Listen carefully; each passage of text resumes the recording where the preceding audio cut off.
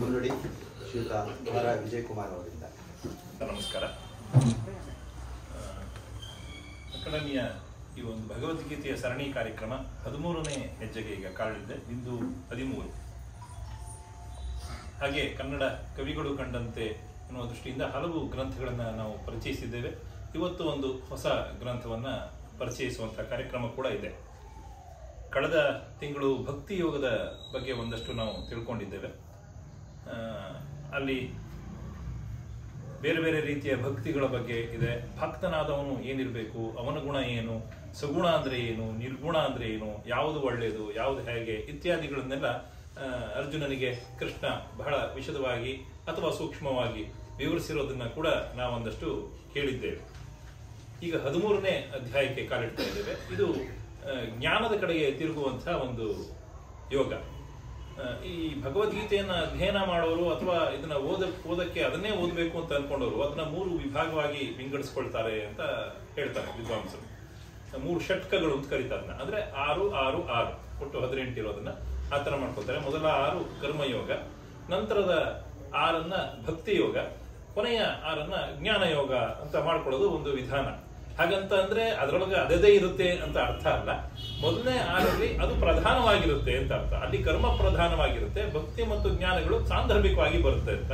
ಇನ್ನೊಂದರಲ್ಲಿ ಹಾಗೇನೆ ಬೇರೆ ಬೇರೆ ವಿಷಯಗಳು ಪ್ರಧಾನ, ಇನ್ನೊಂದಷ್ಟು ವಿಷಯಗಳು ಅದರ ಜೊತೆಗೆ ಸಾಂದರ್ಭಿಕವಾಗಿ ಬರುತ್ತೆ ಅನ್ನೋ ಅರ್ಥದಲ್ಲಿ ಆ ರೀತಿ ಅದನ್ನ ವಿಂಗಡಿಸ್ಕೊಂಡಿದ್ದಾರೆ. ಹಾಗಾಗಿ ಇನ್ನು ಮುಂದೆ ಇವತ್ತಿನಿಂದ 18ನೇ ಅಧ್ಯಾಯಕ್ಕೆ ಬರುವಂತದ್ರಲ್ಲಿ ಜ್ಞಾನ ಪ್ರಧಾನವೇ ಇರುತ್ತೆ.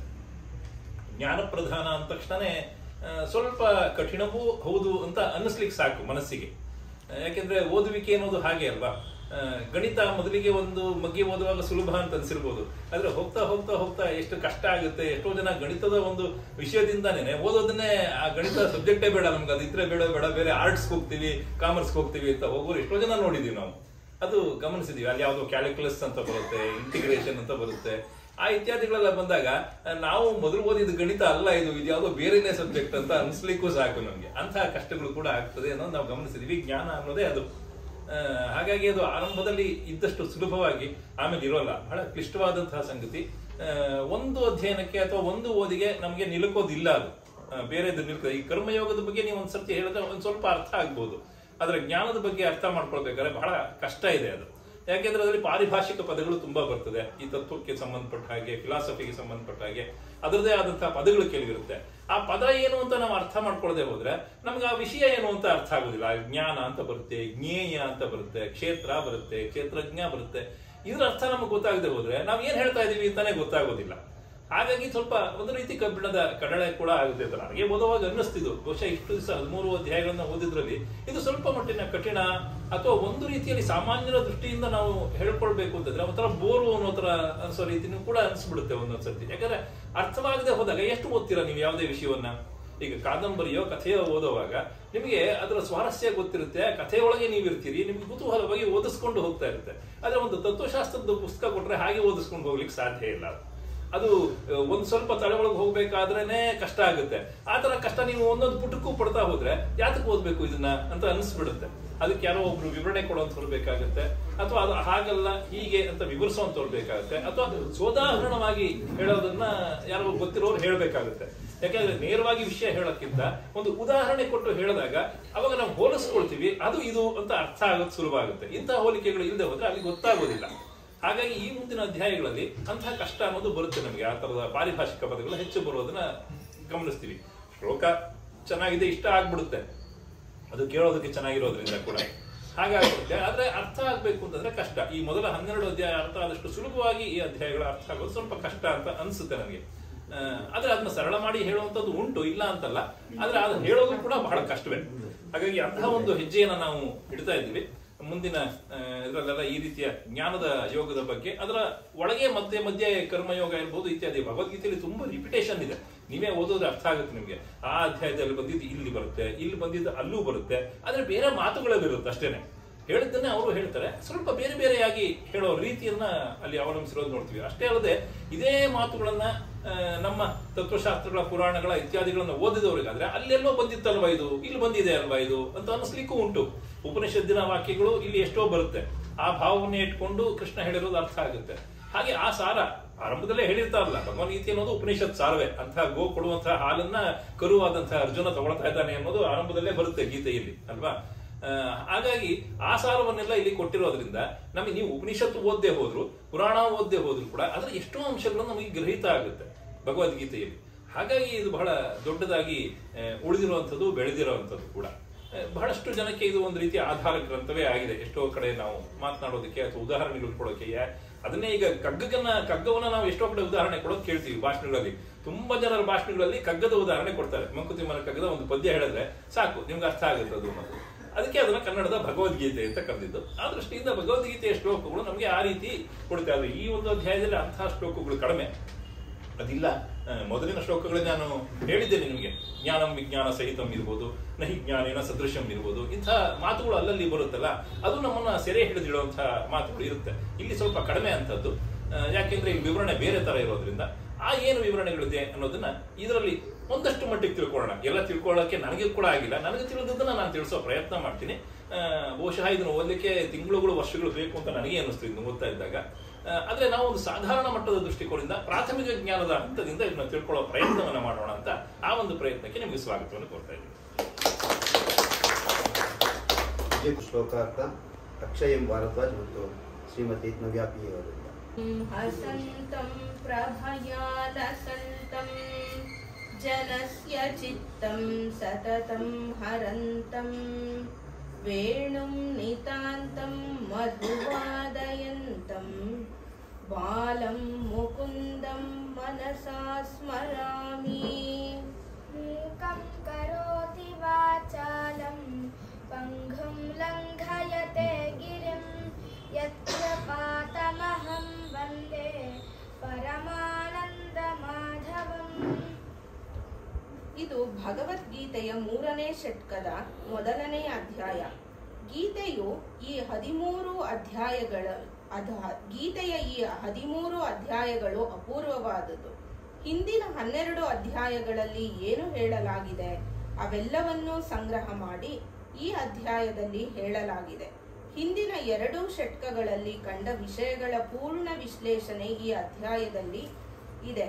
ಜಡ ಪ್ರಪಂಚ, ಅದರಲ್ಲಿ ಪ್ರಕೃತಿಯಲ್ಲಿ ಬದ್ಧನಾಗಿ ಪ್ರಕೃತಿಯಿಂದ ಪಾರಾಗಲು ಬಯಸುವ ಜೀವ, ಪಾರಾಗುವುದಕ್ಕೋಸ್ಕರ ಜ್ಞಾನದ ಅನುಸಂಧಾನ ಮತ್ತು ಸಾಧನೆ, ಈ ಎಲ್ಲ ವಿಷಯಗಳನ್ನು ನಾವು ಹಿಂದಿನ ಅಧ್ಯಾಯದಲ್ಲಿ ವಿಕ್ಷಿಪ್ತವಾಗಿ ನೋಡಿದ್ದೇವೆ.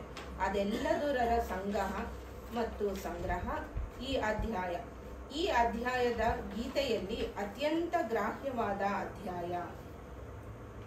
ಅಥ ತ್ರಯೋದಶೋऽಧ್ಯಾಯಃ ಕ್ಷೇತ್ರ ಕ್ಷೇತ್ರಜ್ಞ ವಿಭಾಗ ಯೋಗಃ. ಶ್ರೀ ಭಗವಾನುವಾಚ ಇದಂ ಶರೀರಂ ಕೌಂತೆಯ ಕ್ಷೇತ್ರಮಿತ್ಯಭಿಧೀಯತೆ ಏತದ್ಯೋ ವೇತ್ತಿ ತಂ ಪ್ರಾಹುಃ ಕ್ಷೇತ್ರಜ್ಞ ಇತಿ ತದ್ವಿದಃ. ಶ್ರೀ ಭಗವಂತನು ಹೇಳಿದನು, ಎಲೈ ಅರ್ಜುನ, ಈ ಶರೀರವನ್ನು ಕ್ಷೇತ್ರ ಎಂಬುದಾಗಿ ಹಾಗೂ ಇದನ್ನು ತಿಳಿದಿರುವವರನ್ನು ಕ್ಷೇತ್ರಜ್ಞ ಎಂಬುದಾಗಿ ಹೇಳಲಾಗಿದೆ. ಇವುಗಳ ತತ್ವವನ್ನು ಅರಿತ ಜ್ಞಾನಿಗಳು ಹೀಗೆ ತಿಳಿಸುತ್ತಾರೆ. ಕ್ಷೇತ್ರಜ್ಞಂ ಚಾಪಿ ಮಾಂ ವಿದ್ಧಿ ಸರ್ವಕ್ಷೇತ್ರೇಷು ಭಾರತ ಕ್ಷೇತ್ರ ಕ್ಷೇತ್ರಜ್ಞಯೋರ್ ಜ್ಞಾನಂ ಯತ್ತಜ್ಞಾನಂ ಮತಂ ಮಮ. ಎಲೈ ಅರ್ಜುನ, ಎಲ್ಲ ಕ್ಷೇತ್ರಗಳಲ್ಲಿ ಕ್ಷೇತ್ರಜ್ಞ ಅರ್ಥಾತ್ ಜೀವಾತ್ಮನು ನಾನೆಂದೇ ನೀನು ತಿಳಿ.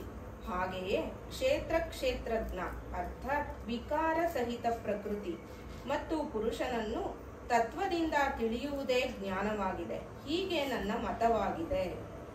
ಋಷಿಭಿರ್ಬಹುಧಾ ಗೀತಂ ಛಂದೋಭಿರ್ವಿವಿಧೈಃ ಪೃಥಕ್ ಬ್ರಹ್ಮಸೂತ್ರಪದೈಶ್ಚೈವ ಹೇತುಮದ್ಭಿರ್ವಿನಿಶ್ಚಿತೈಃ. ಈ ಕ್ಷೇತ್ರ ಮತ್ತು ಕ್ಷೇತ್ರಜ್ಞನ ತತ್ವವನ್ನು ಋಷಿಗಳು ಅನೇಕ ಪ್ರಕಾರಗಳಿಂದ ಹೇಳಿದ್ದಾರೆ ಮತ್ತು ಬೇರೆ ಬೇರೆ ವೇದ ಮಂತ್ರಗಳಿಂದಲೂ ವಿಭಾಗ ಸಹಿತ ಹೇಳಲಾಗಿದೆ. ಹಾಗೆಯೇ ಚೆನ್ನಾಗಿ ನಿಶ್ಚಯಿಸಿದ ಯುಕ್ತಿಯುಕ್ತ ಬ್ರಹ್ಮಸೂತ್ರದ ಪದಗಳಿಂದಲೂ ಹೇಳಲಾಗಿದೆ. ಕ್ಷೇತ್ರದ ಸ್ವರೂಪ ವಿಷಯದಲ್ಲಿ ಇದನ್ನು ಹೇಳಿದ್ದಾನೆ. ಮಹಾಭೂತಾನ್ಯಹಂಕಾರೋ बुद्धिरव्यक्तमेव च इन्द्रियाणि दशैकं च पञ्चचेन्द्रियगोचराः. 5 ಮಹಾಭೂತಗಳು ಅಹಂಕಾರ, ಬುದ್ಧಿ ಮತ್ತು ಮೂಲ ಪ್ರಕೃತಿ. ಹಾಗೆಯೇ 10 ಇಂದ್ರಿಯಗಳು, 1 ಮನಸ್ಸು, 5 ಇಂದ್ರಿಯಗಳ ವಿಷಯಗಳು ಅರ್ಥಾತ್ ಶಬ್ದ, ಸ್ಪರ್ಶ, ರೂಪ, ರಸ ಮತ್ತು ಗಂಧ, ಕ್ಷೇತ್ರದ ವಿಕಾರಗಳನ್ನು ಹೇಳಿದ್ದಾನೆ. ಸರ್ವತಃ ಪಾಣಿಪಾದಂ ತತ್ ಸರ್ವತೋಕ್ಷಿಶಿರೋಮುಖಂ ಸರ್ವತಃ ಶ್ರುತಿಮಲ್ಲೋಕೆ ಸರ್ವಮಾವೃತ್ಯ ತಿಷ್ಠತಿ. ಅದು ಎಲ್ಲ ಕಡೆ ಕೈಕಾಲುಗಳುಳ್ಳದ್ದು, ಎಲ್ಲ ಕಡೆ ಕಣ್ಣು, ತಲೆ, ಮುಖಗಳಿರುವುದು, ಎಲ್ಲ ಕಡೆ ಕಿವಿಗಳು ಇರುತ್ತದೆ. ಏಕೆಂದರೆ ಅದು ಜಗತ್ತಿನಲ್ಲಿ ಎಲ್ಲವನ್ನೂ ವ್ಯಾಪಿಸಿಕೊಂಡು ಸ್ಥಿರವಾಗಿದೆ. ಪರಮೇಶ್ವರನ ಸಗುಣ ಮತ್ತು ನಿರ್ಗುಣ ಸ್ವರೂಪದ ಏಕತೆಯ ವರ್ಣನೆ.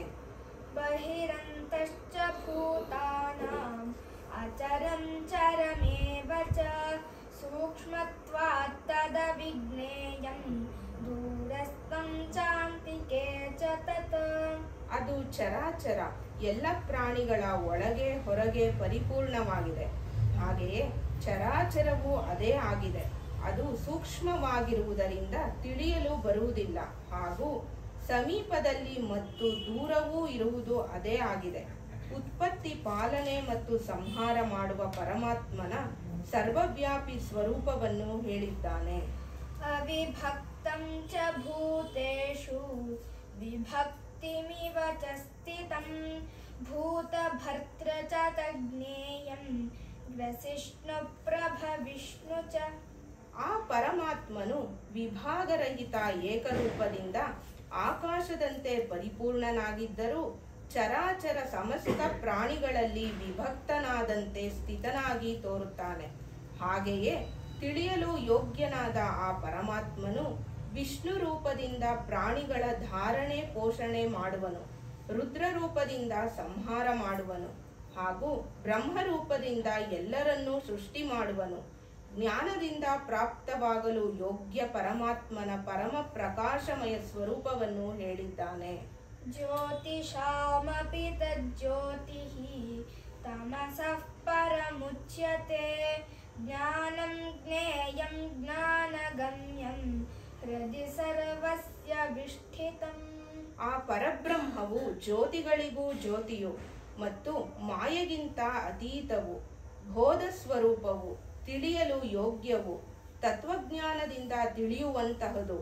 ಹಾಗೆಯೇ ಅದು ಎಲ್ಲರ ಹೃದಯದಲ್ಲಿ ವಿಶೇಷ ರೂಪದಿಂದ ನೆಲೆಸಿದೆ.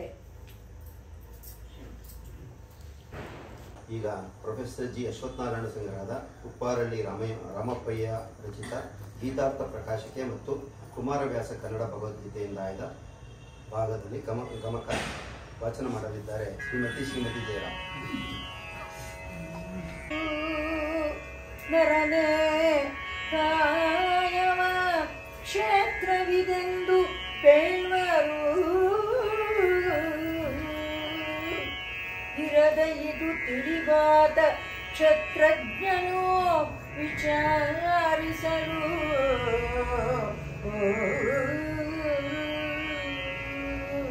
ಇರದ ಇದು ತಿಳಿವಾದ ಕ್ಷೇತ್ರಜ್ಞನು ವಿಚಾರಿಸಲು ಹೊರವೆನ ಕ್ಷೇತ್ರಜ್ಞನಾನೇ ಕ್ಷೇತ್ರಜ್ಞನಾನೇ ಮೆರೆವ ಕಾಯಗಳೆಲ್ಲದೆಲ್ಲಿಯೂ ಕ್ಷೇತ್ರಜ್ಞನಾನೇ ಇರದೆ ತಿಳಿ ಕ್ಷೇತ್ರದ ಜ್ಞಾನವದು ನನಗೆ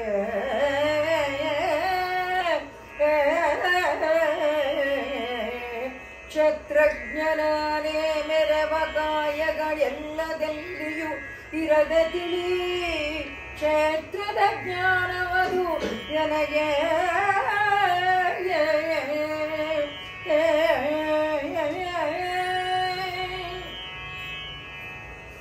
ಸಮ್ಮತವು ತಾವು ಕ್ಷೇತ್ರವಾವುದು ಕರ್ಮೆಯಿಲ್ಲಂತ ನೆಂಪಿಗುದು ಅದನ್ನು ಉರೆ ನೆಮ್ಮಿದ ವಿಕಾರಗಳಾವುದು ಯಾರಿನಿಂದಾಯ್ತು ನಿರ್ಮಮನೆ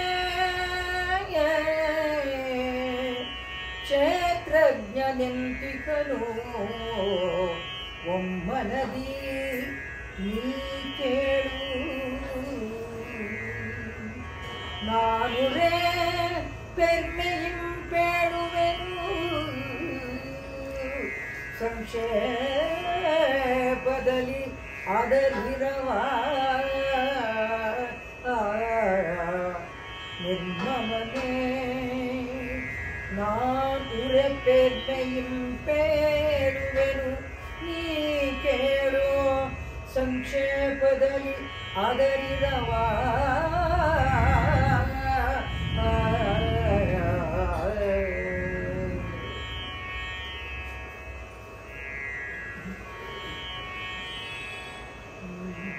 ಇಂದ್ರಿಯವು 11 ಮಗುಳಿ ಇಂದ್ರಿಯಾರ್ಥಗಳೈದು ಕೂಡಿಯೇ ಹೊಂದಿಗುದು 24 ಇಂದ್ರಿಯವು 11 ಮಗುಳಿ ಇಂದ್ರಿಯಾರ್ಥಗಳೈದು ಕೂಡಿಯೇ ಹೊಂದಿಗುದು 24 ಇಚ್ಛೆ ದ್ವೇಷ ಸುಖ ಪೊಂದಿದಿ ಚೇತನದ ಸಂಘವು ಅಂದವಾಗಿಯೇ ಇಚ್ಛೆ ದ್ವೇಷ ಸುಖ ಪೊಂದಿದಿ ಚೇತನದ ಸಂಘವು ಅಂದವಾಗಿಯೇ ಕ್ಷೇತ್ರವೆನಿಪುದು ಇದೆಂದು ಸಂಕ್ಷೇಪದಲ್ಲಿ ಸವಿಕಾರಿಯು ದೇಶದಿ ಸೇವನೆಯು ಅಧ್ಯಾತ್ಮ ಜ್ಞಾನದಲ್ಲಿ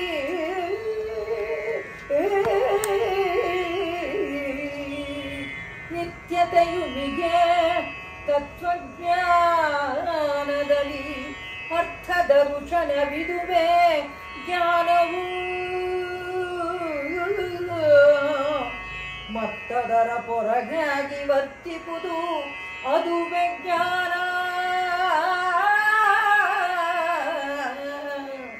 ಅರ್ಥದ ರುಚನವಿದುವೆ ಜ್ಞಾನವು ಮತ್ತದರ ಪೊರಗಾಗಿ ವರ್ತಿಪುದು ಅದುವೆ ಜ್ಞಾನ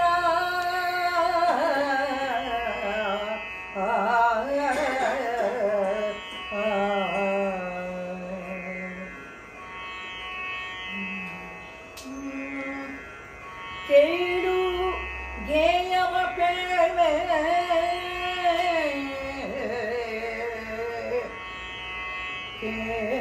ಕೇಳು ಗೇಯವ ಪೇಳ್ವೆ ಯಾವುದ ಕೇಳಿದುದರಿಂ ಮೋಕ್ಷಮೊಂದುವೆ ನೀನೊಲಿದು ಅದ ಅನಾದಿ ಪರಬ್ರಹ್ಮ ಸದಸತ್ತು ಕೇಳು ಗೇಯವ ಪೇಳ್ವೆ ಯಾವುದ ಕೇಳಿದುದರಿಂ ಮೋಕ್ಷಮೊಂದುವೆ ನೀನೊಲಿದು ಅದು ಅನಾದಿ ಪರಬ್ರಹ್ಮ ಸದಸತ್ತು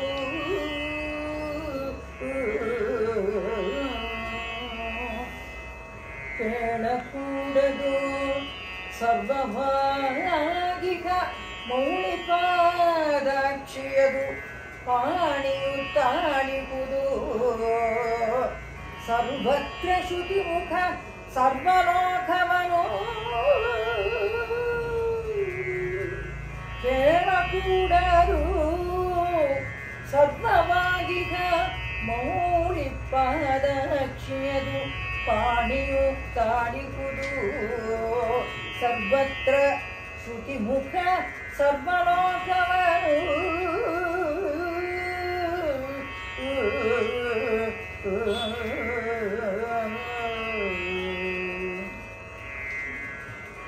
ಹರಿಸುವುದು ಹುಟ್ಟಿಸುವುದು ಅದುವೇ ವರರ ಬಿಂದುಗಳಿಂದ ತೇಜವು ವರರ ಬಿಂದುಗಳಿಂದ ತೇಜವು ಹರಿಸುವುದು ಹುಟ್ಟಿಸುವುದು ಅದುವೇ ಪರಮ ತಮಗದು ಕೊರಗು ಜ್ಞಾನವು ಜ್ಞೇಯವೆನಿಪುಡದು ಜ್ಞಾನವು ಜ್ಞೇಯವೆನಿಪುಡದು ಭರದ ಜ್ಞಾನಿಗೆ ಅಗಮ್ಯವದು ಸರ್ವರ ಹೃದಯ ವಿಷ್ಟಿತವಾದುದದು ಮೆರವುದು ಈ ಕ್ಷೇತ್ರವು ಜ್ಞಾನವು ಜ್ಞೇಯವೆನಿಸುವುದು ಜ್ಞಾನವು ಜ್ಞೇಯವೆನಿಸುವುದು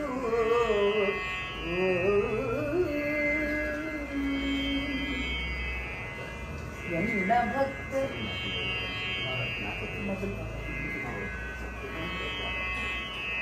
ಎಲ್ಲ ಭಕ್ತರು ಇದನ್ನು ತಿಳಿದು ಉರೆ ಮನ್ನಿಸುತ್ತ ಮದ್ಭಾವ ಕೈದುವರು ಇನ್ನು ಪ್ರಕೃತಿಯು ಪುರುಷರಿಬ್ಬರು ಅನಾದಿಗಳು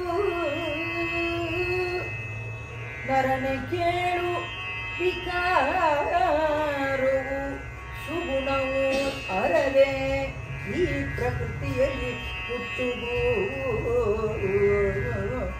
ಮೆರೆವ ಕಾರ್ಯಕ್ಕೆ ಕಾರಣಕ್ಕೆ ಕರ್ತೃತ್ವ ಪ್ರಕೃತಿಯದು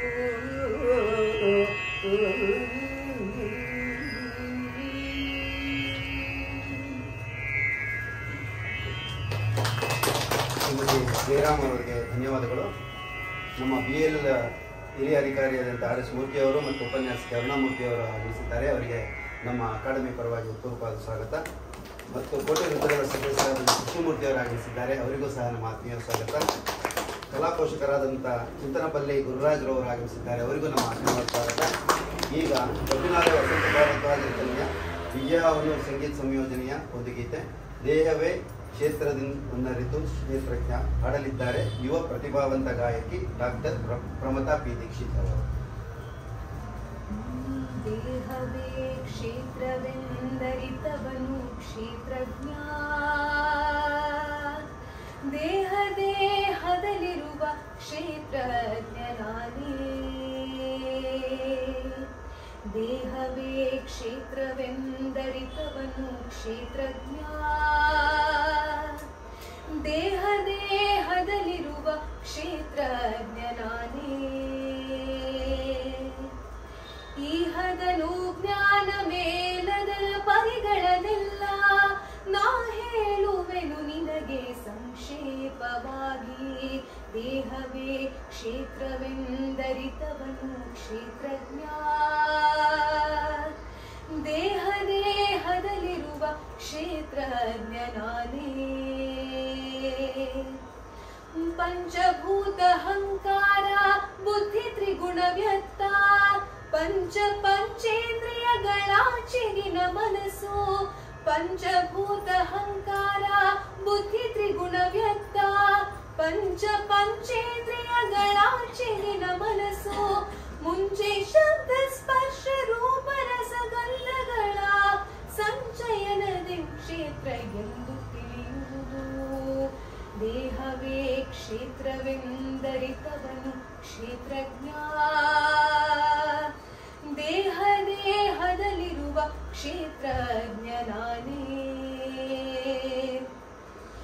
ಇಚ್ಛೆ ದ್ವೇಷಗಳು ಸುಖ ದುಃಖ ಸಂಘಾತಗಳು ನಿತ್ಯ ಚೇತನ ಧೃತಿಗಳ ಕ್ಷೇತ್ರ ಚರ್ಯೆ ಇಚ್ಛೆ ದ್ವೇಷಗಳು ಸುಖ ದುಃಖ ಸಂಘಾತಗಳು ನಿತ್ಯ ಚೇತನ ಧೃತಿಗಳ ಕ್ಷೇತ್ರ ಚರ್ಯೆ ಸ್ವಚ್ಛ ಸಂಯಮ ಸ್ಥೈರ್ಯ ವಿನಯ ಗುಣ ವೈರಾಗ್ಯ ಅಚ್ಯುತನ ಭಕ್ತಿ ಭಾವ ವಿಜ್ಞಾನ ವೈಸೆ ದೇಹವೇ ಕ್ಷೇತ್ರವೆಂದರಿತವನು ಕ್ಷೇತ್ರಜ್ಞ.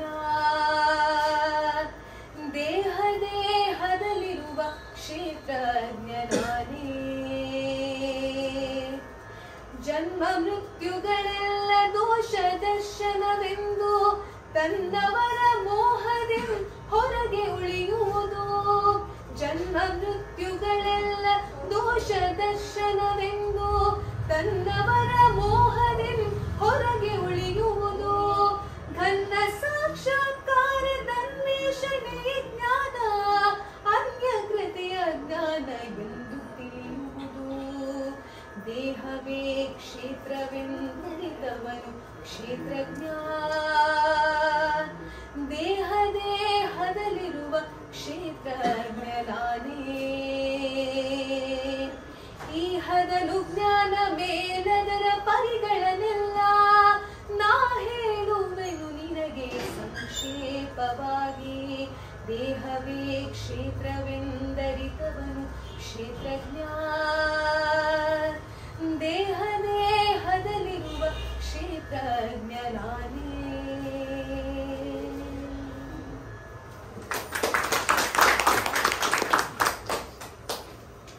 ಬ್ರಹ್ಮತ್ರ ಅವರಿಗೆ ಧನ್ಯವಾದಗಳು.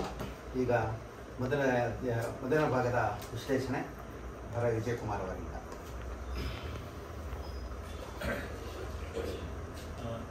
ಶ್ಲೋಕ, ಗಮಕ ಮತ್ತು ಗಾಯನ ಮೂರು ಕೇಳುದು. ಕೆಲವು ಪದಗಳು ನಿಮಗೆ ಮೇಲೆ ಮೇಲೆ ಬರ್ತಾ ಇರೋದು ಅನುಭವ ಬಂದಿದೆ ಅಂತ ಭಾವಿಸ್ತೀನಿ. ವಿಶೇಷವಾಗಿ ಕ್ಷೇತ್ರ, ಕ್ಷೇತ್ರಜ್ಞ ಅನ್ನುವ ಪದ ಪದೇ ಪದೇ ಬಂದಿದ್ದನ್ನ ನೀವು ಗಮನಿಸಿದ್ರಿ ಅಂತ ಕಾಣುತ್ತೆ. ಇದರ ಅಧ್ಯಾಯದ ಹೆಸರೇ ಕ್ಷೇತ್ರ ಕ್ಷೇತ್ರಜ್ಞ ಯೋಗ ಅಂತಾನೇನೆ.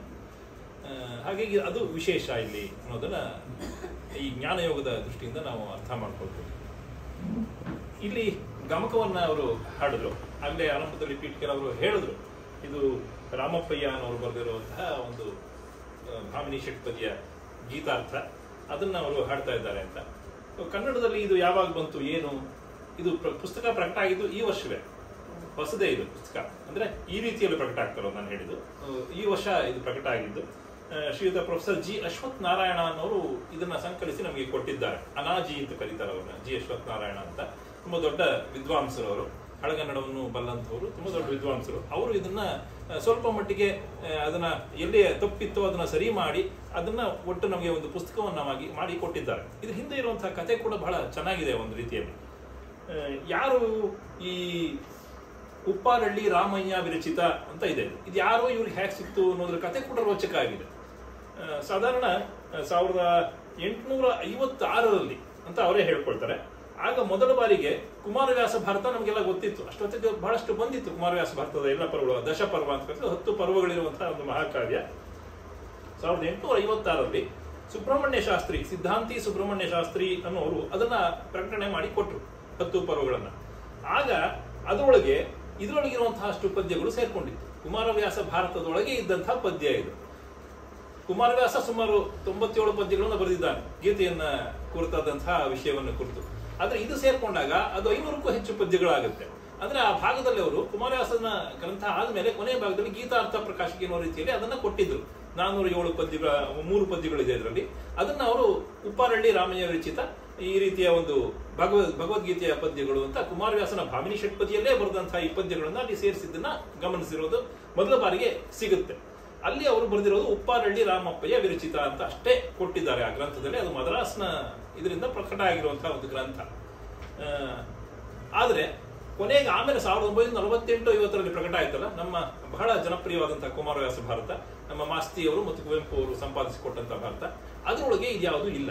ಅಲ್ಲಿ ಕುಮಾರವ್ಯಾಸನ 97 ಪದ್ಯ ಏನಿದೆಯೋ ಅದನ್ನ ಮಾತ್ರ ಉಳಿಸ್ಕೊಂಡು ಈ 400 ಕೂಡ ತೆಗೆದು ಪಕ್ಕಕ್ಕೆ ಇಟ್ಟಿದ್ದಾರೆ. ಅದು ಪ್ರಕ್ಷಿಪ್ತ, ಇದು ಕುಮಾರವ್ಯಾಸದ ಅಲ್ಲ ಅಂತ.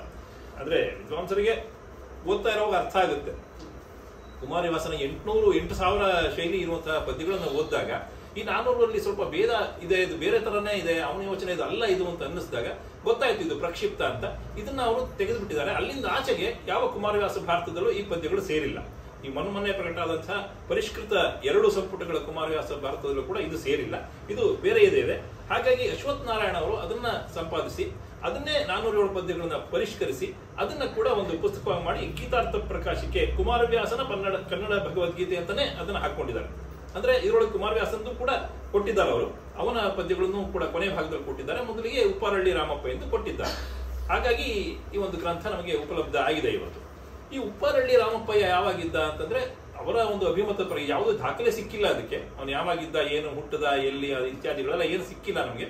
ಬಹುಶಃ ಒಂದು 200-250 ವರ್ಷಗಳ ಹಿಂದೆ ಅವನು ಇದ್ದಿರಬಹುದು ಅನ್ನುವಂತಹ ಒಂದು ಊಹೆ ಇದೆ.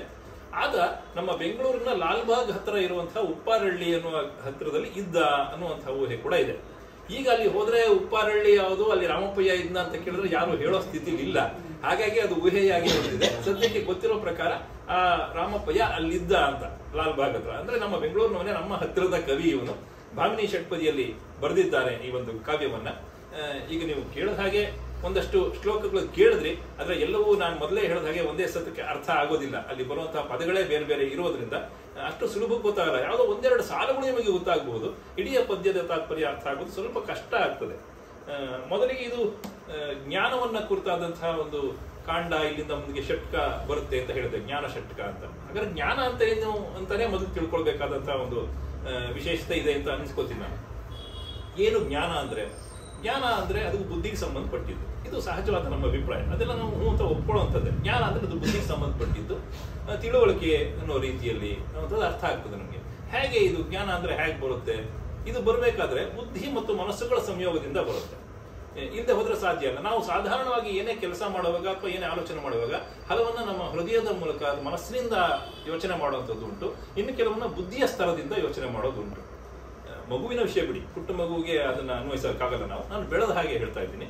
ಅದು ಮನಸ್ಸು ಮತ್ತು ಬುದ್ಧಿಗಳ ಸಂಯೋಗ ಎರಡು ಕೂಡ, ಅದು ಜ್ಞಾನ ಆಗುತ್ತೆ. ಎಷ್ಟೋ ವಿಷಯಗಳನ್ನ ನಾವು ಹಾಗೆ ಮಾಡ್ತೀವಿ. ನಿಮ್ಮ ಜೀವನದ ಘಟನೆಗಳನ್ನ, ಯೋಚನೆಗಳನ್ನ ಅನ್ವಯಿಸ್ಕೊಂಡ್ರೆ ಅದು ನಿಮಗೆ ಅರ್ಥ ಆಗುತ್ತೆ. ನಾನು ಯಾವ್ದನ್ನ ಜ್ಞಾನದಿಂದ ಹೆಚ್ಚು ಯೋಚನೆ ಮಾಡಿದೆ, ಯಾವ್ದನ್ನ ಮನಸ್ಸಿನಿಂದ ನಾನು ಹೆಚ್ಚು ಯೋಚನೆ ಮಾಡಿದೆ ಅನ್ನೋದು ನಮ್ಗೆ ಗೊತ್ತಾಗುತ್ತೆ. ಸಾಧಾರಣವಾಗಿ ನಮ್ಮ ಹತ್ತಿರದ್ದು, ನಮ್ಮ ವ್ಯಾಮೋಹದ ವಸ್ತುಗಳ ಬಗ್ಗೆ ಯೋಚನೆ ಮಾಡುವಾಗ ನಾವು ಮನಸ್ಸಿನಿಂದಾನೇ ಹೆಚ್ಚು ಯೋಚನೆ ಮಾಡ್ತೀವಿ. ಅದಲ್ಲದೆ ಹೊರಗಿನದಾದಾಗ ಅದನ್ನು ಯಾವುದೋ ಒಂದು ನ್ಯಾಯದ ದೃಷ್ಟಿಯಿಂದನೋ ಏನೋ ಒಂದು ಜ್ಞಾನದ ದೃಷ್ಟಿಯಿಂದ ಯೋಚನೆ ಮಾಡಿ ತೀರ್ಮಾನ ಕೊಡುವಂತಹ ಪ್ರಯತ್ನವನ್ನ ಮಾಡ್ತೀವಿ. ಇದು ಸಾಧಾರಣ, ಇದು ಎಲ್ಲರಿಗೂ ಹಾಗೆ ಅಲ್ವಾ? ಅದು ನಮ್ಮ ಮಕ್ಕಳು ಮಾಡಿದಂತಹ ತಪ್ಪನ್ನ ಎಲ್ಲೋ ಒಂದು ಸ್ವಲ್ಪ ಮರೆಮಾಚುವ ಪ್ರಯತ್ನವನ್ನು ಮಾಡ್ತೀವಿ. ಅದು ತಪ್ಪು ಅಂತ ನಮ್ಗೆ ಗೊತ್ತಿರುತ್ತೆ, ಇಲ್ಲ ಅಂತಲ್ಲ.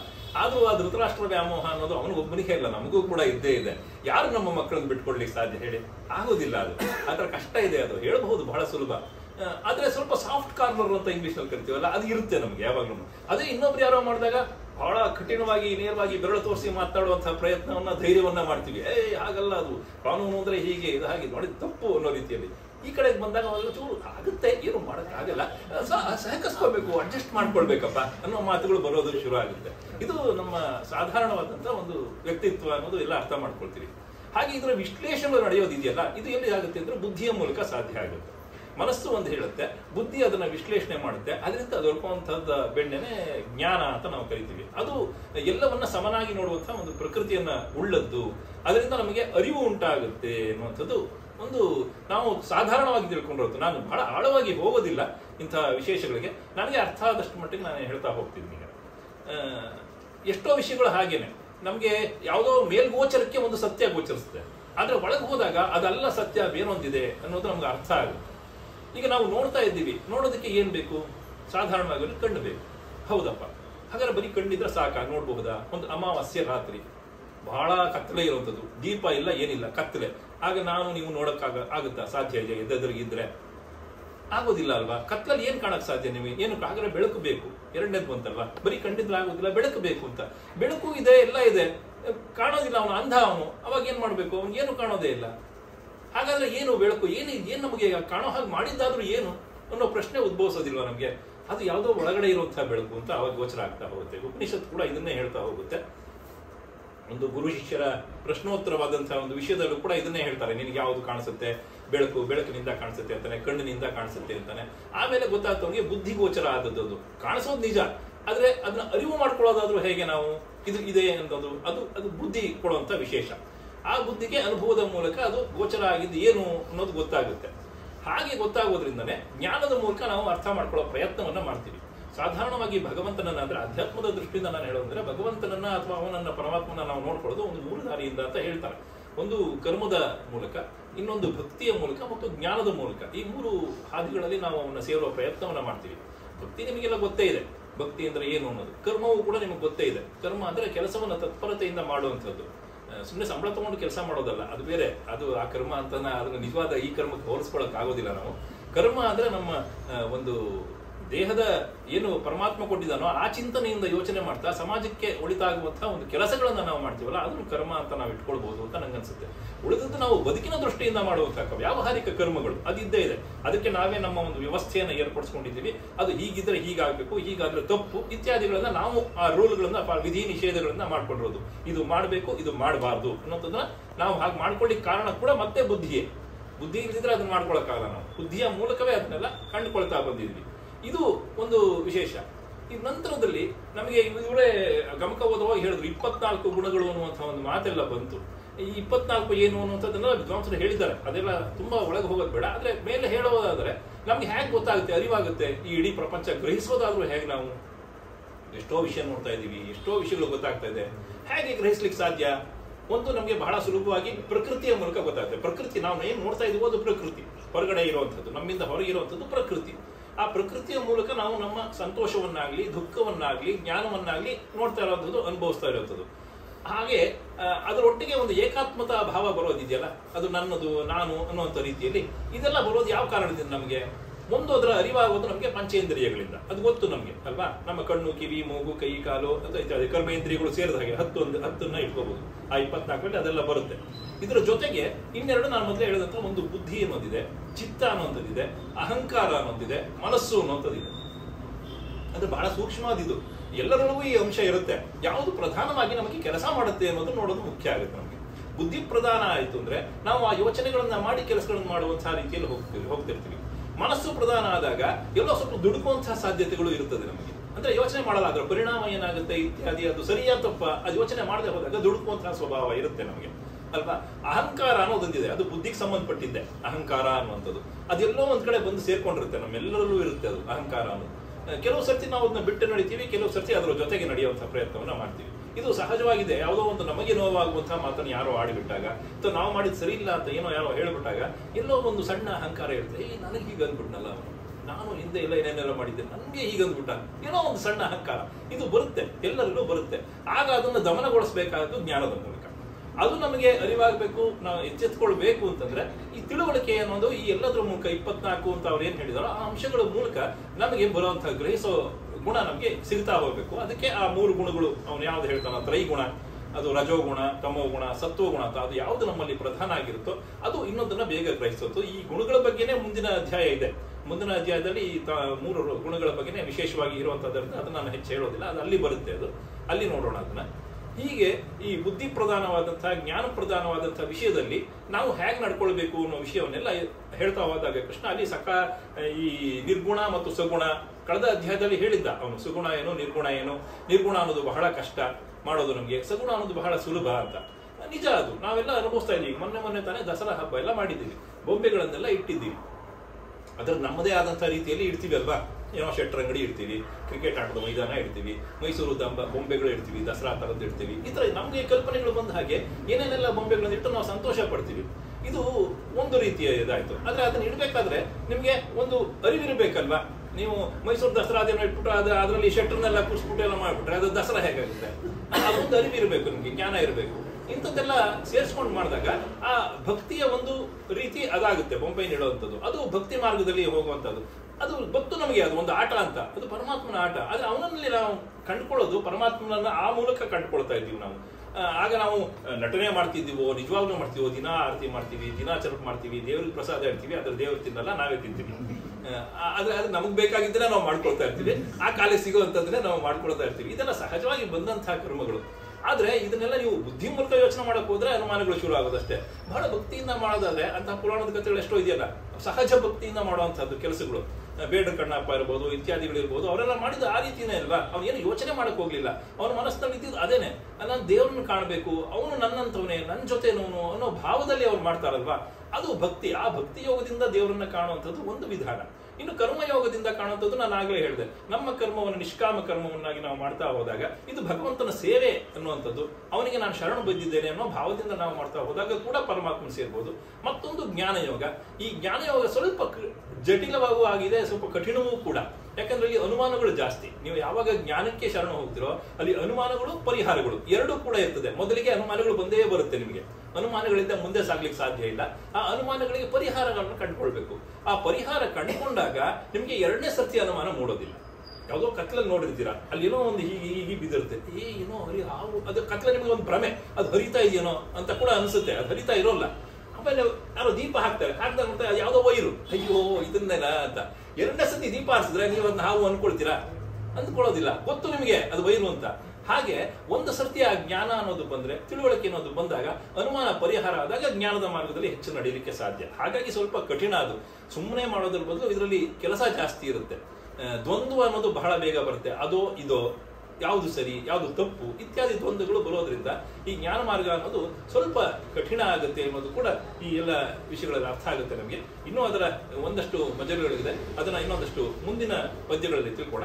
ಈ ಭಾಗಕ್ಕೆ ಇಷ್ಟು ಸಾಕು. ಧನ್ಯವಾದಗಳು. ಮತ್ತೊಂದು ಭಗವದ್ಗೀತೆಯ ಒಂದು ಗೀತೆ. ರಚನೆ ವಸಂತ ಭಾರದ್ವಾಜ್, ಕಬ್ಬಿನಾರೆ. ಸಂಗೀತ ಸಂಯೋಜನೆ ಗಾಯತ್ರಿ ಕೇಶವ್, ಹಾಡುವವರು ಗಾಯತ್ರಿ ಕೇಶವ್.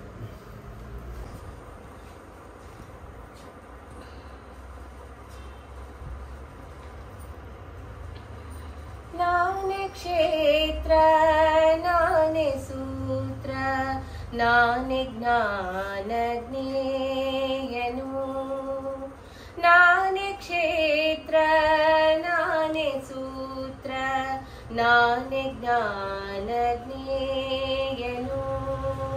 ನಾನೇ ವ್ಯಾಪ್ತ ನಾನೇ ಪ್ರಾಪ್ತ ನಾನನಂತ ಜೇಯನು.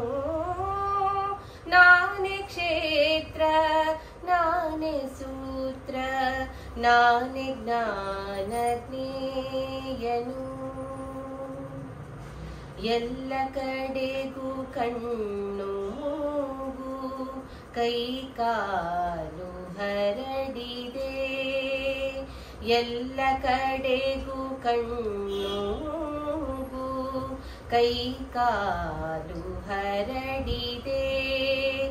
ಎಲ್ಲ ಜೀವದೊಳಗೂ ಹೊರಗೂ ನನ್ನ ಸೂಕ್ಷ್ಮ ಅಡಗಿದೆ. ನಾನೇ ಕ್ಷೇತ್ರ ನಾನೇ ಸೂತ್ರ ನಾನೇ ಜ್ಞಾನಜ್ಞೇಯನು.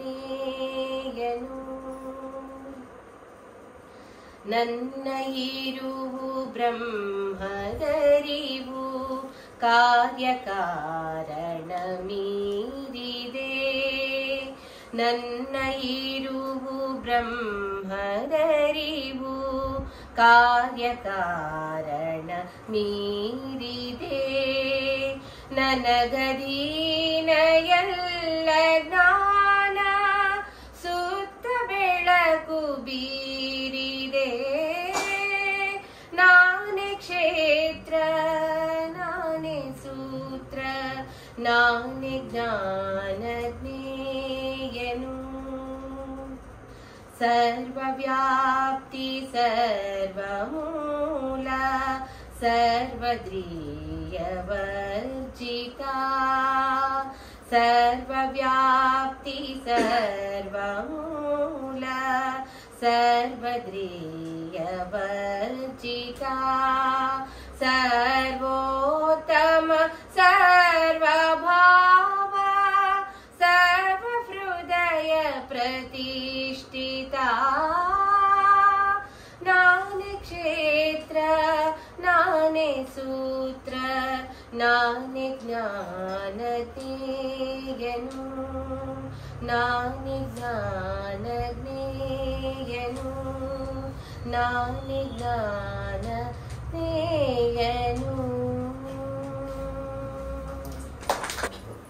ಈಗ ಮತ್ತೆ ಶ್ಲೋಕ ಮತ್ತು ಶ್ಲೋಕಾರ್ಥ ಅಕ್ಷಯ ಭಾರದ್ವಾಜ್ ಮತ್ತು ವ್ಯಾಪಿ ಅವರು.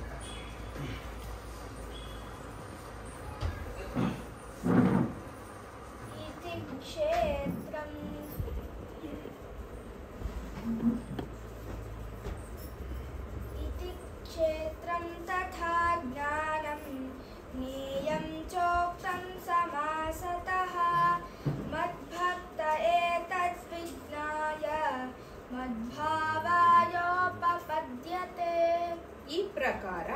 ಕ್ಷೇತ್ರ ಜ್ಞಾನ ಮತ್ತು ಅದನ್ನು ತಿಳಿಯಲು ಯೋಗ್ಯನಾದ ಪರಮಾತ್ಮನ ಸ್ವರೂಪವನ್ನು ಸಂಕ್ಷೇಪವಾಗಿ ಹೇಳಲಾಯಿತು.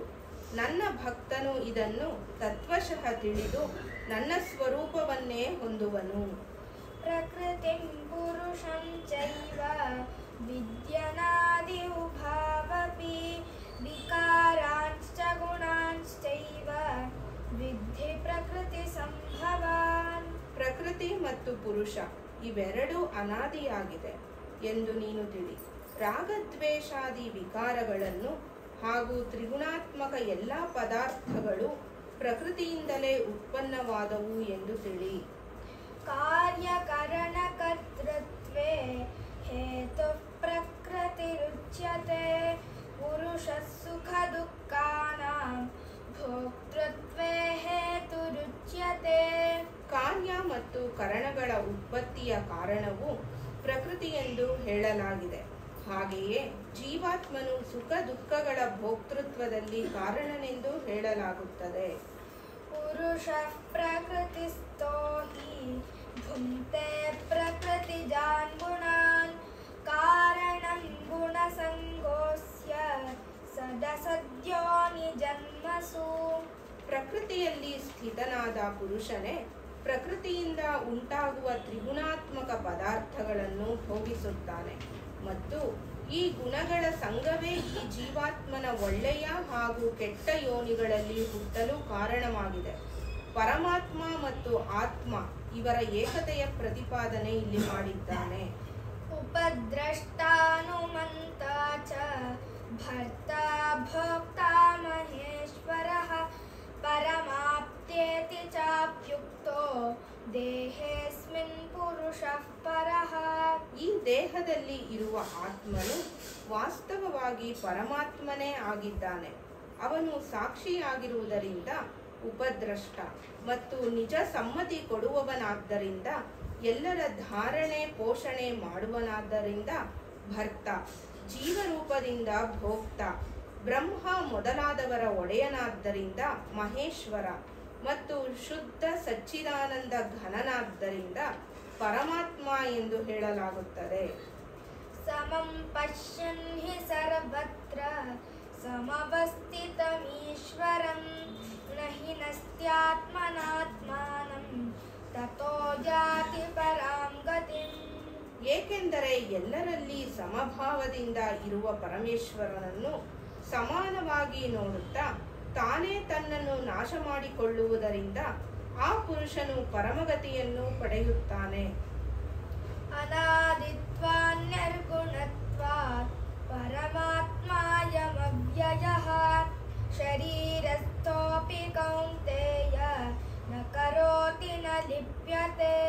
ಎಲೈ ಅರ್ಜುನ, ಈ ಅವಿನಾಶಿ ಪರಮಾತ್ಮನು ಅನಾದಿ ಮತ್ತು ನಿರ್ಗುಣನಾದ್ದರಿಂದ ಶರೀರದಲ್ಲಿ ವಾಸಿಸುತ್ತಿದ್ದರೂ ವಾಸ್ತವವಾಗಿ ಏನನ್ನೂ ಮಾಡುವುದಿಲ್ಲ ಹಾಗೂ ಲಿಪ್ತನಾಗುವುದೂ ಇಲ್ಲ. ಕ್ಷೇತ್ರ ಕ್ಷೇತ್ರಜ್ಞಯೋರೇವಂ ಅಂತರಂ ಜ್ಞಾನ ಚಕ್ಷುಷಾ ಭೂತ ಪ್ರಕೃತಿ ಮೋಕ್ಷಂ ಚ ಯೇ ವಿದುರ್ಯಾಂತಿ ತೇ ಪರಂ.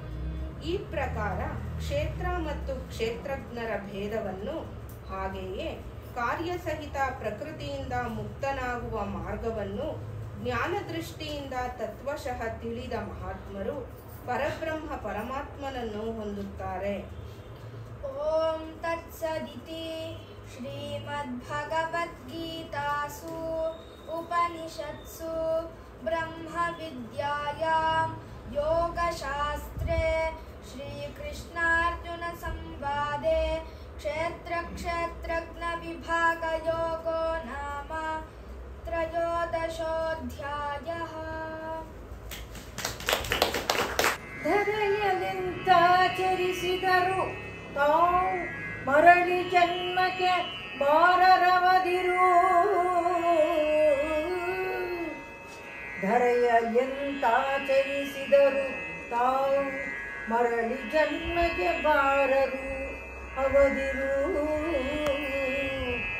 ಪರಮನನು ಧ್ಯಾನದಲ್ಲಿ ನೋಡುವರು ಇರದೆ ಆತ್ಮನನು ಇರದೆ ಆತ್ಮನನು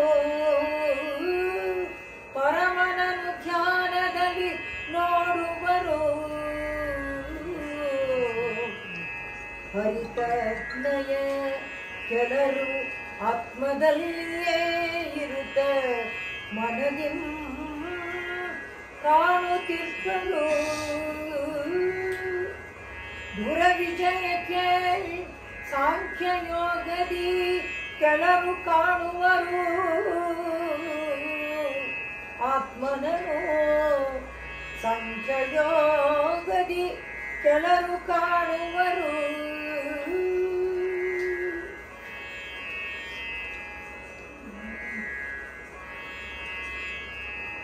ಕೆಲರು ಕರ್ಮದ ಯೋಗದಿಂದಲೀ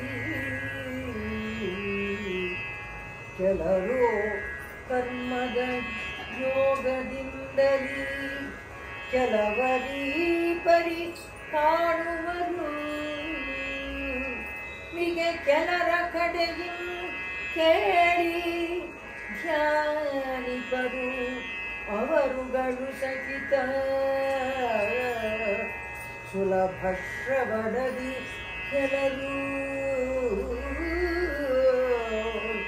ಸುಲಭ ಶ್ರವಣದಿ ಕೆಲರು ಧ್ಯಾನಿಪರು ಕೆಲರು ಕೇಳುವರು ಕೆಲರು ಕೆಲರು ಮೃತ್ಯುವ ಗಳಿಲಿನೇ ತರಿಸುವರು. ಇರಗೊಲಿದು ತಾವು ಪರಾಯಣರು ಕಾಣುವರು ಆತ್ಮನನು.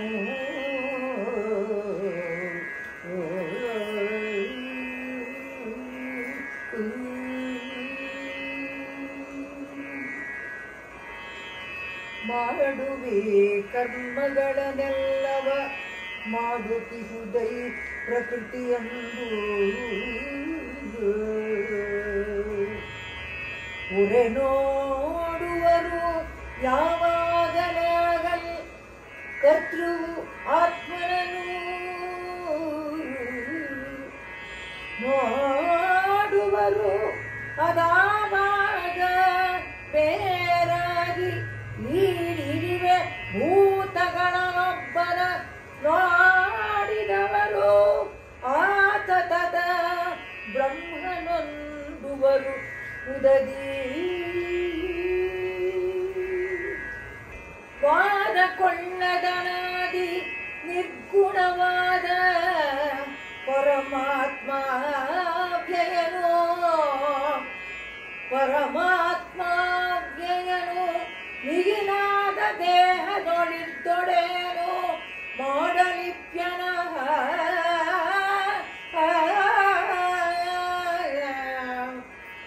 ತೀದುಕೊಂಡಿಗ ಸೂಕ್ಷ್ಮದಾಗಸವಾದ ಕೊಳ್ಳದಲ್ಲಿ ಯುಕ್ತವಾಗಿ ಹುರು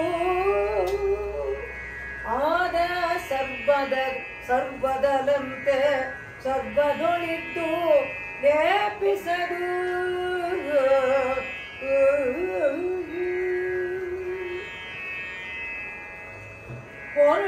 ಕೊಲ್ವನಾಗಿಹ ಸೂರ್ಯಲೋಕವ ಸರ್ವವನು ತೇಜದಲ್ಲಿ ಬೆಳಗಿಪ.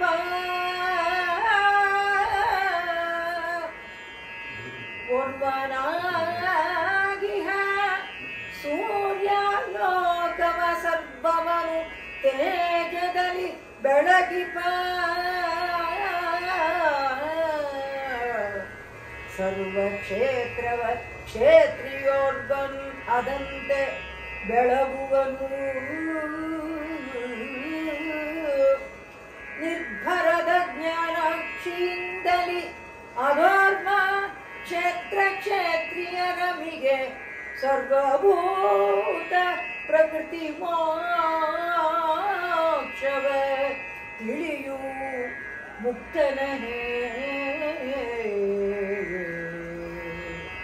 ನಿರ್ಭರದ ಜ್ಞಾನಾಕ್ಷಿಯಿಂದಲಿ ಅಧರ್ಮ ಕ್ಷೇತ್ರ ಕ್ಷೇತ್ರಿಯರ ನಿಗೆ ಸರ್ವಭೂತ ಪ್ರಕೃತಿ ಮೋಕ್ಷವ ವೃಕ್ಷವ ತಿಳಿಯೂ ಮುಕ್ತನ ಹೇ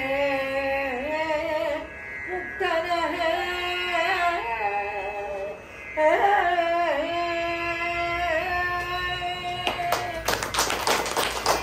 ಧನ್ಯವಾದಗಳು. ಈಗ ಮತ್ತೊಂದು ಗೀತೆ ಪ್ರಮತಾ ಪಿ ದೀಕ್ಷಿತ್ ಅವರಿಂದ ಸೂರ್ಯನೋರ್ವನ ಜಗವೆಲ್ಲ.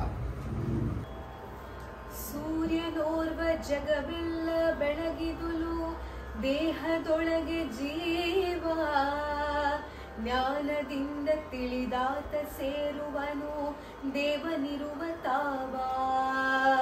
ಸೂರ್ಯನೋರ್ವ ಜಗವೆಲ್ಲ ಬೆಳಗಿದುಳು ದೇಹದೊಳಗೆ ಜೀವ ಜ್ಞಾನದಿಂದ ತಿಳಿದಾತ ಸೇರುವನು ದೇವನಿರುವ ತಾವ. ಬಲಿತುಕೊಂಡೆ ಹೋದ ಜೀವ ಸುತ್ತಲೂ ಇಹದ ತ್ರಿಗುಣ ಬೇಲಿ ಒಳಗೆ ಕುಳಿತ ಪರಮಾತ್ಮ ನಾಜ್ಞೆಯೊಳು ಪುರುಷ ಬದುಕಿ ಬಾಳಿ. ಒಲವಿನಿಂದ ನಿಷ್ಕಾಮ ಕರ್ಮ ಹರಿ ಧ್ಯಾನ ಜ್ಞಾನ ತಾಳಿ ಹಲವು ದುಃಖ ಸುಖಗಳಿಗೆ ಸಿಲುಕಿ ಮುಗಿಸುವನು ತನ್ನ ಪಾಳಿ. ಸೂರ್ಯನೋರ್ವ ಜಗವೆಲ್ಲ ಬೆಳಗಿದೊಳು ದೇಹದೊಳಗೆ ಜೀವ ಜ್ಞಾನದಿಂದ ತಿಳಿದಾತ ಸೇರುವನು ದೇವನಿರುವ ತಾವ. ಜೀವ ದೇವ ಸಂಯೋಗ ಭಾವವಿದು ಲೋಕಲೋಕವೆಲ್ಲ ಯಾವುದನ್ನು ನೀನಿಲ್ಲಿ ನೋಡಿದರೂ ನಾಶವೆಂಬುದಿಲ್ಲ. ಜೀವದೇವ ಸಂಯೋಗ ಭಾವವಿದು ಲೋಕಲೋಕವೆಲ್ಲ ಯಾವುದನ್ನು ನೀನೆಲ್ಲಿ ನೋಡಿದರೂ ನಾಶವೆಂಬುದಿಲ್ಲ. ಈ ವಿವೇಚನೆಯ ಮಾಡಿದಾತ ನಿಜವನ್ನು ತಿಳಿಯಬಲ್ಲ. ಸಾವು ಹುಟ್ಟುಗಳ ಚಕ್ರ ದಾಟಿ ಹರಿಪಾದ ಸೇರಬಲ್ಲ. ಸೂರ್ಯನೋರ್ವ ಜಗವೆಲ್ಲ ಬೆಳಗಿದೊಳು ದೇಹದೊಳಗೆ ಜೀವ ಜ್ಞಾನದಿಂದ ತಿಳಿದಾತ ಸೇರುವನು ದೇವನಿರುವ ತಾವ. ಸತ್ತು ಹೋಗುವುದು ದೇಹ ಮಾತ್ರ ಅವಿನಾಶಿ ಆತ್ಮವಿಹುದು ಲಿಪ್ತಗೊಳ್ಳದು ಜೀವಾತ್ಮವೆಂಬುದಿದು ತತ್ವಜ್ಞಾನಬಹುದು. ಸತ್ತು ಹೋಗುವುದು ದೇಹ ಮಾತ್ರ ಅವಿನಾಶಿ ಆತ್ಮವಿಹುದು ಲಿಪ್ತಗೊಳ್ಳದು ಜೀವಾತ್ಮವೆಂಬುದಿದು ತತ್ವಜ್ಞಾನಬಹುದು. ಸುತ್ತಮುತ್ತ ಆಕಾಶವಿದ್ದರೂ ಮುಷ್ಟಿಯೊಳಗೆ ಬರದು. ಚಿತ್ತದಲ್ಲಿ ಪರಬ್ರಹ್ಮ ಧ್ಯಾನವಿರೆ ಮತ್ತೆ ಮೋಕ್ಷಬಹುದು. ಸೂರ್ಯನೋರ್ವ ಜಗವೆಲ್ಲ ಬೆಳಗಿದೊಳು ದೇಹದೊಳಗೆ ಜೀವ ಜ್ಞಾನದಿಂದ ತಿಳಿದಾತ ಸೇರುವನು ದೇವನಿರುವ ತಾವ. ಸೂರ್ಯನೋರ್ವ ಜಗವೆಲ್ಲ ಬೆಳಗಿದೊಳು ದೇಹದೊಳಗೆ ಜೀವ ಜ್ಞಾನದಿಂದ ತಿಳಿದಾತ ಸೇರುವನು ದೇವನಿರುವ ತಾವ. ವಿವರಣೆ ಆರಂಭಿಸೋಕೆ ಮೊದಲು ಒಂದೆರಡು ಮಾತು ಹೇಳ್ತಾರೆ. ಶ್ರೀಮತಿ ಜಯರಾಮ್ ಅವರು ಇದ್ದಾರೆ ನಮ್ಮ ಜೊತೆಗೆ. ಬಹಳ ಸುಶ್ರಾವಾಗಿ ಗಮಕವನ್ನ ಹಾಡಿದ್ರು.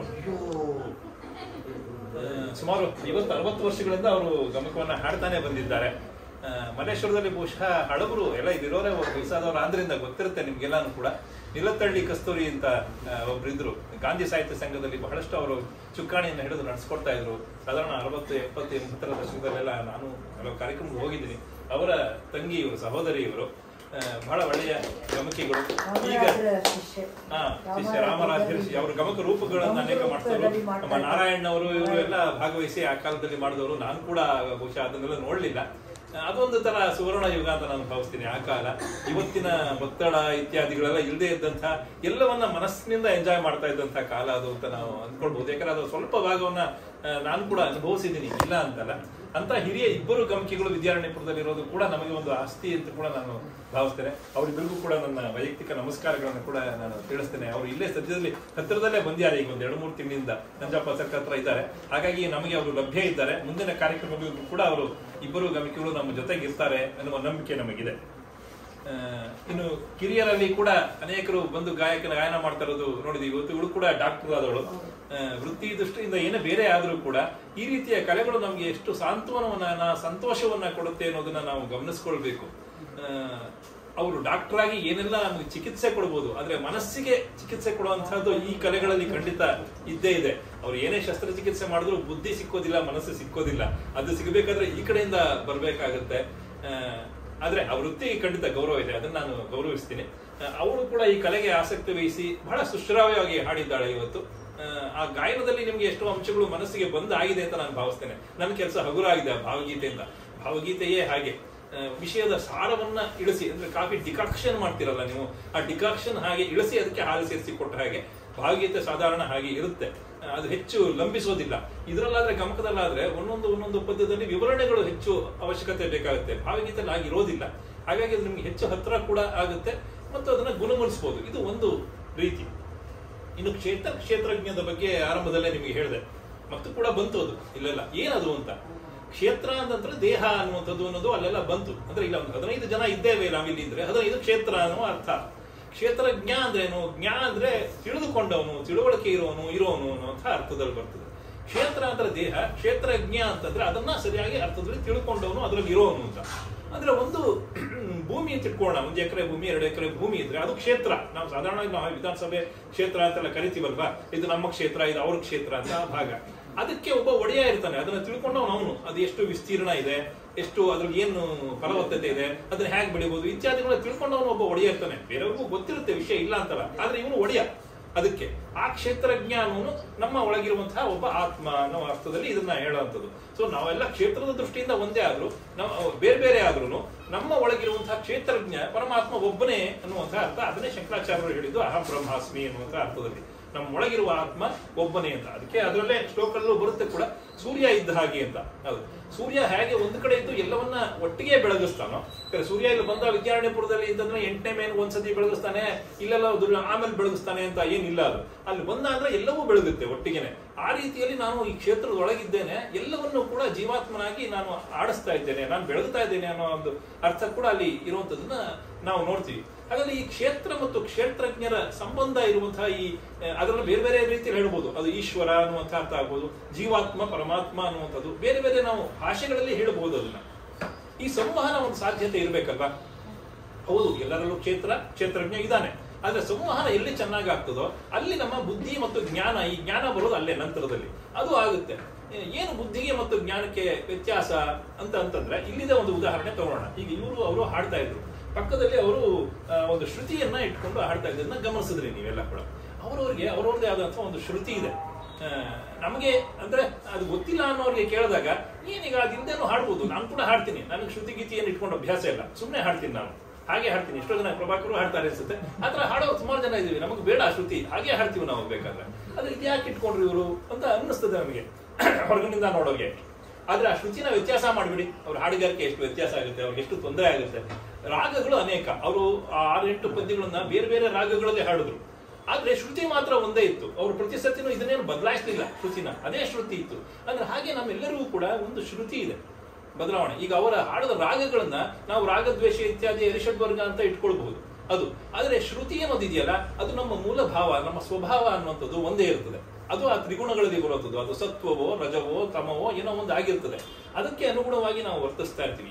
ಈ ರಾಗಗಳು ಏನೇ ಇದ್ರೂ ಕೂಡ ಆ ಶ್ರುತಿ ನಮ್ಮ ಹಿಂದೆ ಇದ್ದೇ ಇರ್ತದೆ, ಅದಕ್ಕೆ ಅನುಗುಣವಾಗಿ ನಾವು ವರ್ತಿಸ್ತೀವಿ. ಹಾಗಾಗಿ ನಾವು ಸ್ವಲ್ಪ ಸಾಫ್ಟ್ ಅಂತ ಏನಾದಿದ್ರೆ ನಾವು ಮಾತನಾಡುವಾಗಲಿ ಅಥವಾ ಸಿಟ್ಟಲ್ಲಿ ಜಗಳ ಮಾಡುವಾಗಲಿ ನಮ್ಮ ವಾಯ್ಸ್ ಜೋರಾಗಿ ಬರೋದಿಲ್ಲ.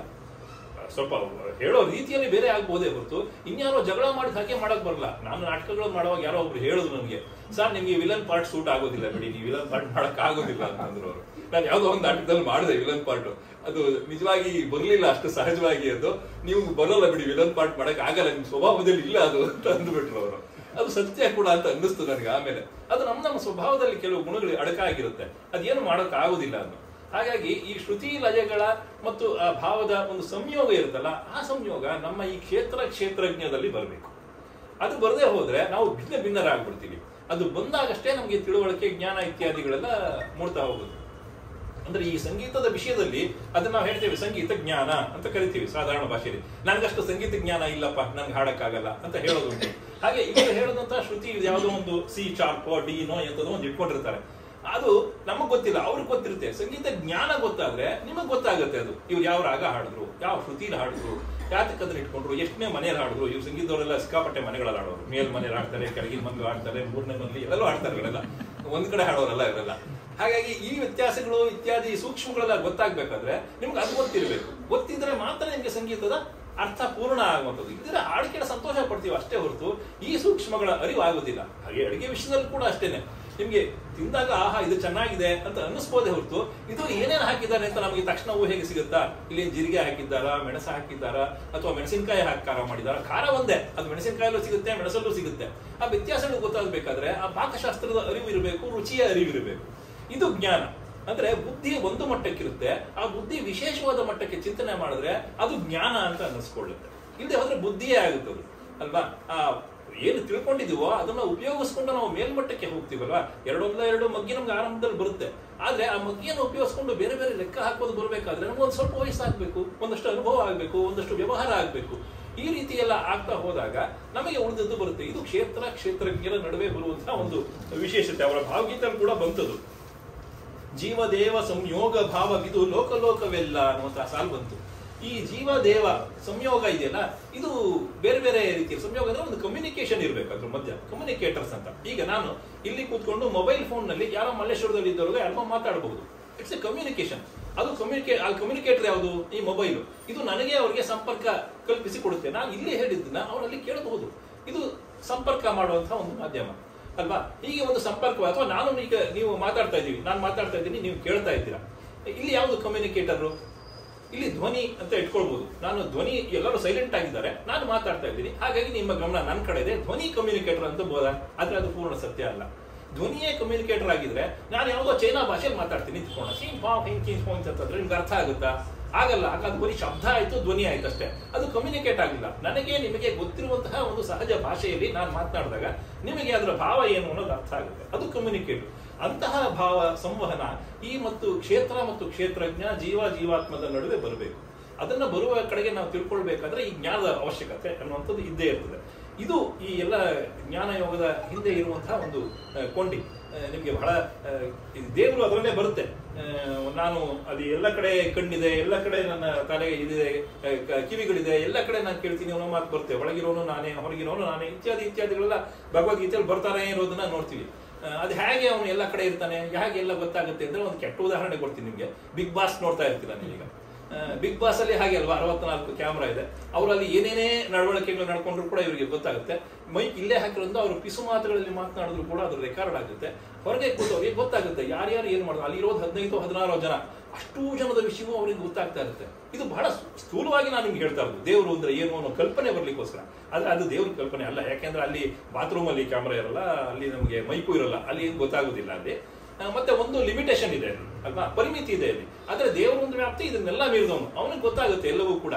ಮನಸ್ಸಿನಲ್ಲಿ ಯೋಚನೆ ಮಾಡ್ಕೊಂಡ್ರು ಕೂಡ ಗೊತ್ತಾಗುತ್ತೆ. ಆದ್ರೆ ಅದು ಅವನೇ, ಮನಸ್ಸು ಅವನೇ, ಯೋಚನೆನೂ ಅವನೇನೆ, ಅದು ಕೂಡ ಅವನಿಗೆ ಗೊತ್ತಾಗುತ್ತೆ. ಬಿಗ್ ಬಾಸ್ ಅಲ್ಲಿ ಅದು ಗೊತ್ತಾಗೋದಿಲ್ಲ. ಅಂಥ ಒಂದು ಮೇಲ್ಮಟ್ಟದಲ್ಲಿ ಇರುವಂತಹ ದೇವರು ಎಲ್ಲ ಕಡೆ ವ್ಯಾಪಿಸಿದ್ದಾನೆ ಅನ್ನುವಂತಹ ಅರ್ಥ. ಈ ಉದಾಹರಣೆ ತಗೊಂಡು ನಾನು ಸುಮ್ಮನೆ ಹೇಳಿದ್ದಷ್ಟೇನೆ.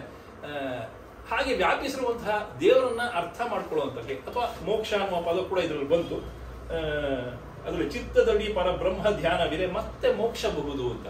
ಈ ಚಿತ್ತ ಅನ್ನೋದೇನು ಅನ್ನೋದನ್ನ ಅರ್ಥ ಮಾಡ್ಬೇಕಾದ್ರೆ ಮತ್ತೆ ಈ ಜ್ಞಾನವನ್ನು ಸ್ವಲ್ಪ ಮೀರಿದ್ದು ಚಿತ್ತ ಅನ್ನೋದು ಅಲ್ವಾ. ಬುದ್ಧಿ ಅನ್ನೋದು ನಿಮ್ಗೆ ಯಾವಾಗ ಎಚ್ಚರವಾಗಿದ್ದಾಗಿರುತ್ತೆ. ನೀವು ಗಾಢ ನಿದ್ರೆಯಲ್ಲಿದ್ದಾಗ ಆಗ ನೀವು ಬುದ್ಧಿ ಕೆಲಸ ಮಾಡ್ತಾ ಇರುತ್ತಾ? ನಿಮ್ಗೂ ಕೂಡ ಗೊತ್ತಿರೋದಿಲ್ಲ ನೀವು ಎಲ್ಲಿದ್ದೀರಾ, ಏನ್ ಮಾಡಿದ್ರ. ಗಾಢ ನಿದ್ರೆ ಬಂದಾಗ ಅದು ಒಂದು ರೀತಿ ಸಾವಿನ ತಮ್ಮ, ನಿಮ್ಗೆ ಏನು ಗೊತ್ತಾಗೋದೇ ಇಲ್ಲ ಅಲ್ಲಿ ಅಲ್ವಾ. ಹಾಗಾಗುತ್ತೆ. ಆದ್ರೆ ಆಗ ಬುದ್ಧಿ ಕೆಲಸ ಮಾಡಲ್ಲ, ಆದ್ರೆ ಚಿತ್ತ ಕೆಲಸ ಮಾಡ್ತಾ ಇರುತ್ತೆ. ಈ ಬುದ್ಧಿಯಲ್ಲಿ ಇರುವಂತಹ ಎಷ್ಟೋ ವಿಷಯಗಳು ಚಿತ್ತದಲ್ಲಿ ಶೇಖರಣೆ ಆಗಿರುತ್ತೆ. ನಿಮಗೆ ಆಗ ಬೀಳುವಂತಹ ಕನಸಿರ್ಬೋದು, ಇತ್ಯಾದಿಗಳಿರ್ಬೋದು, ಅಥವಾ ಎದ್ದ ತಕ್ಷಣ ನಿಮ್ಗೆ ಏನೋ ಒಂದು ಭಾವ ಬರುತ್ತಲ್ಲ, ಅದು ಚಿತ್ತದ ಮೂಲಕ ಬರುವಂತಹ ಭಾವ. ಬುದ್ಧಿ ಅನ್ನೋದು ನೀವು ಪ್ರಯೋಗಾತ್ಮಕವಾಗಿ ನೀವಾಗಿಯೇ ಮಾಡುವಂತಹ ಒಂದಷ್ಟು ಕೆಲಸಗಳು ಕೂಡ. ಹಾಗೆ ಬಹಳಷ್ಟು ವಿಷಯ ಇದೆ. ಮನಸ್ಸು ಅನ್ನೋದಿದೆ, ಬುದ್ಧಿ ಇದೆ, ಚಿತ್ತ ಇದೆ, ಜ್ಞಾನ ಇದೆ. ಈ ಇಷ್ಟು ವಿಷಯಗಳ ಬಗ್ಗೆ ನಾವು ತಿಳ್ಕೊಳ್ತಾ ಹೋಯ್ತು ಅಂದ್ರೆ ಪರಮಾತ್ಮನ ಕಡೆಗೆ ನಾವು ಹೋಗ್ಲಿಕ್ಕೆ ಸಾಧ್ಯ ಆಗುತ್ತೆ. ಬಹಳ ಸುಲಭವಾದ ಭಕ್ತಿ ಮಾರ್ಗ. ಏನೂ ಅರಿವಿಲ್ಲದೆ ನಾನು ಪೂಜೆ ಅಂದ್ರೆ ಬಹಳ ಮುಗ್ಧ ಸ್ವಭಾವದಿಂದ ಪೂಜೆ ಮಾಡೋದು, ಅನುಮಾನ ಬರಬಾರ್ದಲ್ಲಿ. ಈಗ ಅಜಾಮಿಳನ ಕತೆ ಕೇಳಿದ್ದೀರಿ ನೀವು. ನಾರಾಯಣ ನಾರಾಯಣ ಅಂತ ಅವನ ಕೊನೆಯ ಮಗನನ್ನ ಕರೆದ, ಅವನಿಗೆ ನಾರಾಯಣನ ದೂತರು ಬಂದು ಸ್ವರ್ಗಕ್ಕೆ ಕರ್ಕೊಂಡು ಹೋಗ್ಬಿಟ್ರು. ಅವನ ಜೀವನದಲ್ಲಿ ಎಷ್ಟೋ ಪಾಪಗಳನ್ನು ಮಾಡಿದ್ದಾನೆ, ಆದ್ರೆ ಕೊನೆಯಲ್ಲಿ ಒಂದು ಹೆಸರು ಕರೆದಿದ್ದಕ್ಕೆ ಅವನಿಗೆ ಸ್ವರ್ಗ ಸಿಕ್ಬಿಡ್ತು ಅನ್ನೋ ಕಥೆಯನ್ನು ನಾವು ಕೇಳಿದ್ದೀವಿ.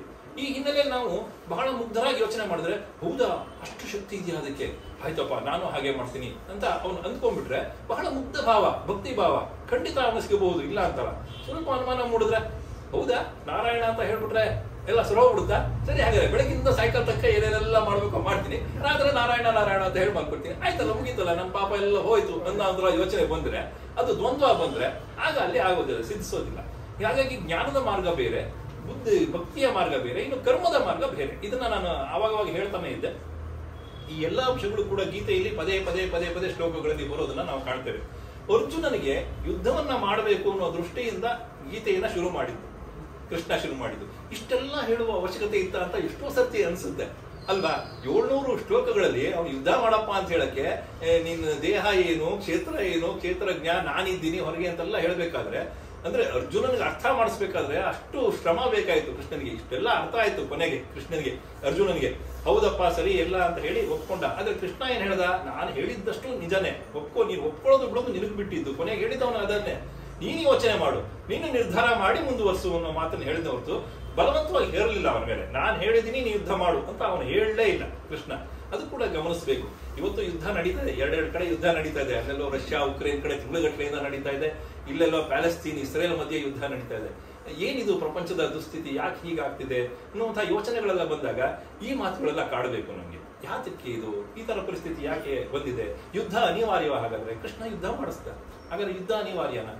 ಆದ್ರೆ ಕೃಷ್ಣ ಯುದ್ಧ ಮಾಡಿಸ್ಬೇಕಾದ್ರೆ ಅವನು ಮೊದಲಿಗೆ ಯುದ್ಧ ಮಾಡಿಸೋದಾಗಿದ್ರೆ ಯಾವಾಗಲೂ ಮಾಡಿಸ್ಬೋದಾಗಿತ್ತಲ್ವಾ? ಮಹಾಭಾರತದ ಕಥೆಯಲ್ಲಿ ಯಾವಾಗ ಇವ್ರಿಗೆ ರಾಜ್ಯ ತಪ್ಪು ಅನ್ನುತ್ತೋ ಇವ್ರ ಹತ್ರ ಬಂದು ಹೇಳ್ಬೋದಾಗಿತ್ತಲ್ಲ, ಪಾಂಡವರಿಗೆ ಸಹಾಯ ಮಾಡಿ, ನಿಮ್ಗೆ ರಾಜ್ಯ ಸಿಗುತ್ತೆ, ಯುದ್ಧ ಮಾಡಿ ಪಡ್ಕೊಳ್ಳಿ, ನೀವು ಬಲವಂತರು ಅವರಿಗಿಂತ ಅಂತ ಹೇಳಿ ಮಾಡಿಸ್ಬಿಡ್ಬೋದಾಗಿತ್ತು. ಆದ್ರೆ ಹಾಗೆ ಮಾಡ್ಲೇ ಇಲ್ವಲ್ಲ ಕೃಷ್ಣ. ಅವ್ರ ಎಲ್ಲ ಕಾರ್ಯಗಳು ಮುಗಿಯೋ ತನಕ ಸುಮ್ಮನಿದ್ದ. ಅವ್ರು ಏನೇನು ಧರ್ಮಾನುಸಾರವಾಗಿ ಒಪ್ಕೊಂಡಿದ್ರು ಅದನ್ನ ನಡೆಯೋ ತನಕ ಆತ ಸುಮ್ಮನಿದ್ದ. ಆಮೇಲೆ ಸಂಧಿಗೂ ಕೂಡ ತಾನೇ ಹೋದ. ಸಂಧಿಯ ಪ್ರಯತ್ನವನ್ನು ಮಾಡಿ ಕೊನೆಗೆ ದುರ್ಯೋಧನ ಹಠ ಬಿಡಲಿಲ್ಲ ಅಂತಂದಾಗ ಮಾತ್ರ ಕೊನೆಯ ಅಸ್ತ್ರವಾಗಿ ಯುದ್ಧವನ್ನ ಆತ ಮುಂದಿಟ್ಟಿದ್ದು. ಆಗ್ಲೂ ಅರ್ಜುನ ನಾನು ಮಾಡೋದಿಲ್ಲ ಅಂತಂದ್ರೆ ಎಂಥ ಪರಿಸ್ಥಿತಿ ಬರುತ್ತೆ? ಇಷ್ಟೆಲ್ಲ ಒದ್ದಾಡಿದೆ ಅದಕ್ಕೋಸ್ಕರ. ಹಾಗಾಗಿ ಗೀತೆಯನ್ನ ಅವನು ಬೋಧಿಸ್ಲೇಬೇಕಾಯ್ತು, ಅರ್ಜುನನ್ನ ಎಬ್ಬಿಸ್ಲೇಬೇಕಾಯ್ತು.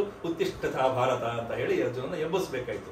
ಸೊ ಅಷ್ಟು ಗೀತೆಯ ಮೂಲಕ ಅರ್ಜುನನಿಗೆ ಏನ್ ಗೊತ್ತಾಯ್ತೋ ಬಿಡ್ತೋ ನಂತರದ ಅಷ್ಟೋ ಯುಗಗಳಲ್ಲಿ ನಾವೆಲ್ಲ ಅದರಿಂದ ಕಲೀಲಿಕ್ಕೆ ಸಾಧ್ಯ ಆಯ್ತು.